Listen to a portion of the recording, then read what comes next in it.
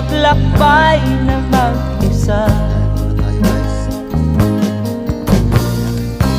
upang aking kalimutan mga kaapihang dinanas. Ihahanap ng kalunasan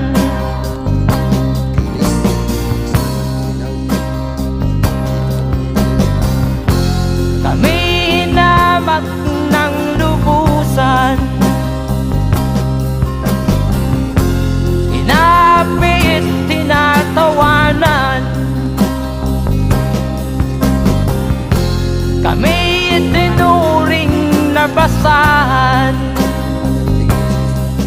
Sila ba'y makatuwiran? Trabaho, ito na lang ano namin. So ayan guys, hanggang dito na lang muna tayo guys. Salamat.